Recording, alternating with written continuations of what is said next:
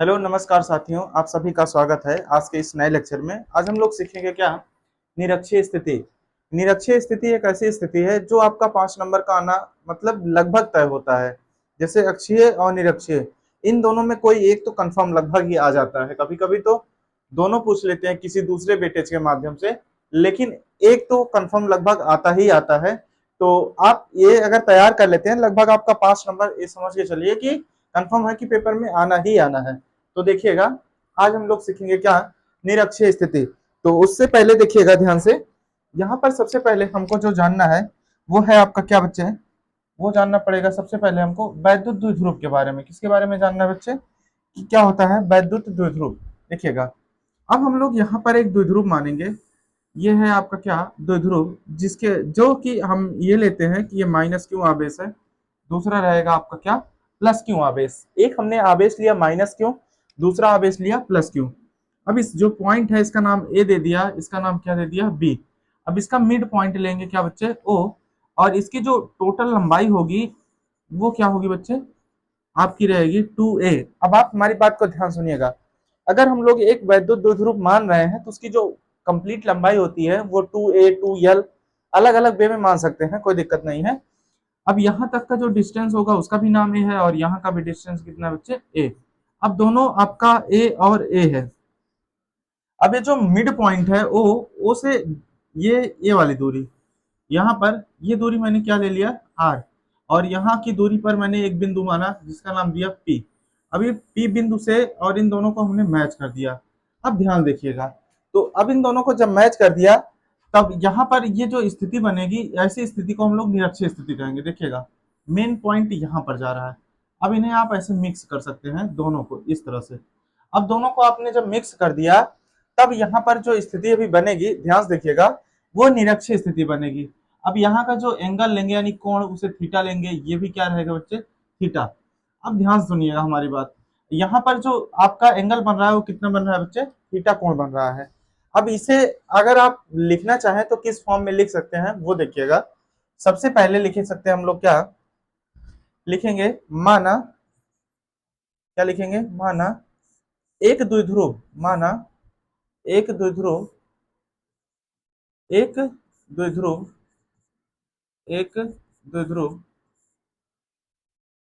जो minus Q तथा plus Q आवेश से मिलकर, प्लस क्यू आवेश से मिलकर, प्लस क्यू आवेश से मिलकर बना है, बना है, जिनके बीच की अल्प लंबाई 2a है, जिनके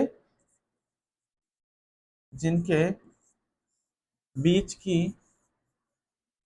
बीच की अल्प लंबाई 2a है, जिनका मध्य बिंदु, जिनका मध्य बिंदु O से r दूरी पर, r दूरी पर, O से r दूरी पर एक बिंदु क्या है, P।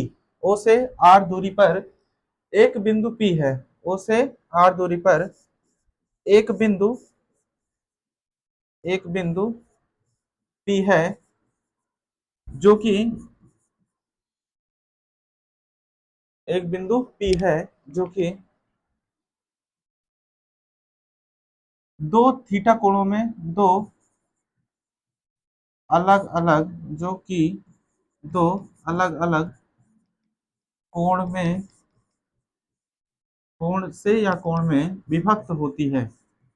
ये क्या हो रही है बच्चे, विभक्त होती है। अब आप ध्यान से सुनिएगा, खाली इतना आपको लिखना था। अब इसके बाद आपको कुछ नहीं लिखना, केवल आपको डेरिवेट करना है। अब ध्यान से देखिएगा, अब आपको यहाँ पे कुछ नहीं करना है बच्चे। सबसे पहले माइनस क्यू आवेश के कारण बिंदु पी पर निकालेंगे वैद्युत क्षेत्र की तीव्रता। तो देखिए, निकाल सकते हैं हम लोग क्या, माइनस क्यू आवेश के कारण, माइनस क्यू आवेश के कारण वैद्युत क्षेत्र की तीव्रता, वैद्युत क्षेत्र की तीव्रता। तो निकालेंगे हम लोग क्या, वैद्युत क्षेत्र की तीव्रता, वैद्युत क्षेत्र की तीव्रता। अब यहाँ पर निकालेंगे हम लोग क्या, वैद्युत क्षेत्र की तीव्रता। अब ये माइनस क्यू आवेश के कारण अगर निकालेंगे हम लोग क्या, वैद्युत क्षेत्र की तीव्रता, तब इसकी तीव्रता क्या निकलेगी आपकी, ई बराबर 1/4 पाई एप्सिलॉन नॉट क्यू बटे में आर स्क्वायर। बीच की दूरी क्या होगी, हम माइनस क्यों आगे से निकाल रहे हैं, बीच की दूरी क्या बनेगी बेटा, एपी, यानी कि बनेगा आपका क्या, एपी का स्क्वायर। यहां पर बनेगा क्या बच्चे, एपी का स्क्वायर। अब ध्यान सुनिएगा, इसको आप बना दीजिएगा क्या, समीकरण नंबर 1। क्या बनाएंगे बेटा, समीकरण नंबर 1। अब ध्यान देखिएगा, जो आपका एपी है वो एपी की वैल्यू कहां से लेकर आएंगे। अब देखिएगा एपी की वैल्यू कहां से आएगी, ए और पी। अब इसकी वैल्यू निकालना पड़ेगा तो हमको ए पी ओ, अभी ये ट्राइंगल मानेंगे, ठीक है ना, क्या मानेंगे बच्चे, ट्राइंगल। अब इसमें कुछ चीजें और भी देखना है, ध्यान से देखिएगा। ये फिगर से ही देख सकते हैं, तो इस फिगर को हम लोग कॉपी कर लेते हैं जिससे कि आगे चल के हम लोग इसे रख सकें। देखिएगा ध्यान से,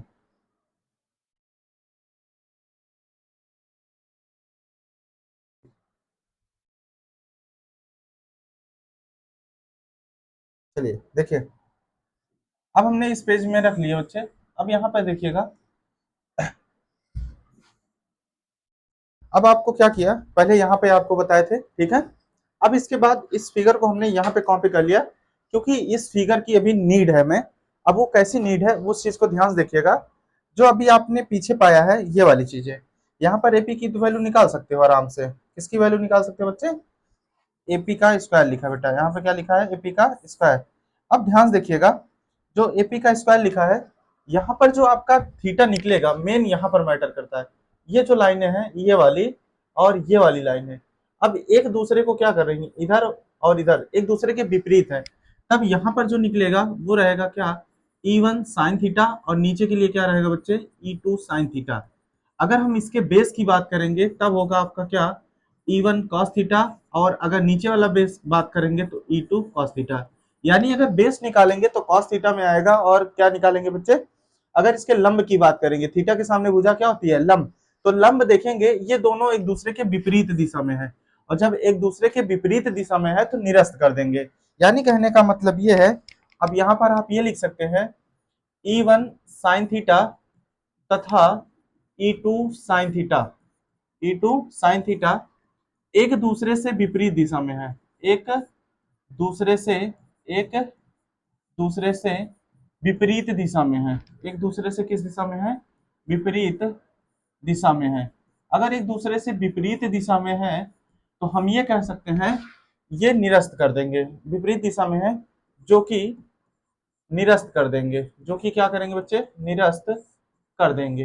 अब आप हमारी बात को सुनिएगा, अगर इसकी बात करेंगे हम लोग, E1 साइन थीटा, यानी कहने का मतलब पहला वाला, दूसरा E2 साइन थीटा एक दूसरे से विपरीत दिशा में है, जो कि एक दूसरे को क्या कर देंगे, निरस्त कर देंगे। अब बात को सुनिएगा हमारे, जब एक दूसरे को निरस्त कर देंगे, ये तो लेकिन सेम डायरेक्शन में है, E1 cos थीटा और E2 cos थीटा, तब ये एक दूसरे से ऐड हो जाएंगे। यानी कहने का मतलब E1 cos थीटा तथा E2 cos theta, E2 cos theta समान दिशा में है, किस दिशा में है, समान दिशा में है, समान दिशा में है। तो परिणामी तीव्रता, परिणामी परिणामी तीव्रता, अब इसके परिणामी तीव्रता की बात करेंगे तब क्या आएगा बच्चे, ध्यान देखिएगा। तब आप करोगे E बराबर E1 cos थीटा प्लस में क्या बच्चे, E2 cos थीटा। जब हम यहाँ पर बात करेंगे E1 cos थीटा और E2 cos थीटा की, देखेंगे इनकी जो डायरेक्शन है वो सेम मतलब है। सेम डायरेक्शन का मतलब ये भी है कि इसकी लाइनिंग मतलब एपी जो है बीपी के इक्वल है। अगर ये इक्वल है तो अगर हमको इसको E1 नाम देते हैं और ये नाम आपका क्या है E2, तो ये दूसरे भी क्या होंगे, यहाँ पर लिख सकते हैं, क्योंकि E1 बराबर में क्या है बच्चे, E2। तो अगर ये एक दूसरे के बराबर है तब इसको लिख सकते हैं क्या, E बराबर E1 cos थीटा प्लस में E1 cos थीटा। अब इसे बनाएंगे तब बनेगा E1 सॉरी ई 2E1 cos थीटा, क्या बनेगा बच्चे, 2E1 cos थीटा। अब इसे समीकरण कितना बनाएंगे बच्चा, 2। अब समीकरण 2 बन जाएगा जब, अभी जो समीकरण 1 बनाए उसमें E1 का मान पाए हैं, अब cos थीटा का मान निकालना पड़ेगा। तब आपको कुछ नहीं करना है, सबसे पहले त्रिभुज लेना है, ठीक है ना। अब त्रिभुज लेंगे, अब जिसमें आपको एपी की भी वैल्यू मिलेगी और cos थीटा की भी। अब लिखेंगे क्या, त्रिभुज एपीओ में क्या भैया, एपीओ में देखिएगा, एपीओ में अगर त्रिभुज एपीओ की बात करेंगे तब आपका क्या बनेगा, देखिएगा त्रिभुज एपीओ में, अब देखिए त्रिभुज एपीओ में तब आपका बनेगा क्या, ये देखिएगा लिखेंगे क्या हम लोग, कर्ण का स्क्वायर बराबर लंब का स्क्वायर, ठीक है ना, और प्लस में क्या बच्चे, आधार स्क्वायर, प्लस में किसका बच्चे, आधार का स्क्वायर, यानी कि ये है आपका क्या, हाइपोटेनस, परपेंडिकुलर और बेस, ठीक ना, यानी कि कर्ण का स्क्वायर मतलब क्या हो गया बच्चे, ये 90 डिग्री के सामने की जो भुजा होती है उसका नाम क्या होता है बच्चे, कर्ण, तो मतलब एपी जो है वो कर्ण है, और ये आपका आर है, ये और कितना बच्चे, ए, तो मतलब ये है जो लंब है आपका वो कितना बनेगा बच्चे, आर स्क्वायर, और ये कितना बनेगा बच्चे, ए स्क्वायर, और कर्ण कितना है आपका, एपी का स्क्वायर, मतलब अगर एपी के स्क्वायर की बात करेंगे तब वहां पे हम रख सकते हैं कितना, r square plus a square, अगर हम इसके बात करें एपी की तो एपी बराबर रूट में आर स्क्वायर प्लस का ए स्क्वायर, मतलब कि अगर हम एपी की बात करेंगे इस वाले लाइन की तब आएगा रूट में आर स्क्वायर प्लस का कितना बच्चे, ए स्क्वायर, आर स्क्वायर प्लस में कितना आएगा, ए स्क्वायर। अब आगे देखिएगा ध्यान से, अभी इस फिगर की अब नीड नहीं है तो हम आगे देख सकते हैं, देखिएगा जो अभी आपका आया हुआ था, फिगर को कॉपी कर लें जिससे कि, क्योंकि अभी जरूरत पड़ेगी कुछ जिससे कि आपको हम समझा सके अच्छा से, देखिएगा ध्यान से,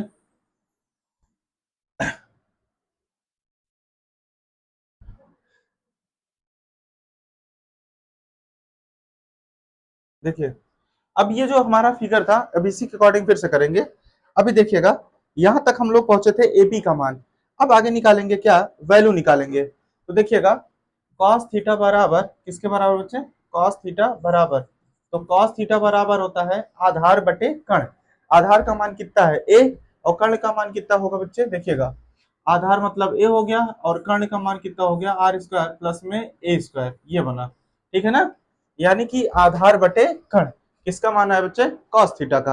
अब आगे देखिएगा, अब इसमें जैसे एपी की वैल्यू निकालना था तो एपी का जो स्क्वायर आ रहा है, या एपी की बात करेंगे तो यहाँ पर एपी के स्क्वायर में क्या आया था बच्चे, आर स्क्वायर प्लस का ए स्क्वायर, जस्ट अभी हम लोग पीछे निकाले थे अगर ध्यान देंगे तो, देखिएगा जैसे ये एपी का स्क्वायर बराबर है आर स्क्वायर प्लस में ए स्क्वायर, अब कुछ नहीं करना है, समीकरण 2 में मान रखने पर, या समीकरण 2 से, तो समीकरण 2 से बात करेंगे तब वो क्या था आपका ई बराबर 2E1 कॉस थीटा, अब आप पीछे से देखिएगा थोड़ा सा जिससे आपको समझ में आए क्या है, ई बराबर 2E1 कॉस थीटा, अब यहाँ पर हम सभी की वैल्यू रख देंगे, देखिए अब ई बराबर आपका 2 रहेगा, E1 का मान कितना है बच्चे, तो 1/4 पाई एप्सिलॉन नॉट, ऊपर रहेगा क्यों, नीचे रहेगा क्या, एपी का स्क्वायर था ना, तो एपी का स्क्वायर अभी भी रहेगा, अभी हम वैल्यू रखेंगे, यहाँ रहेगा बच्चे क्या, कॉस थीटा, अब देखिए तो ई बराबर 2,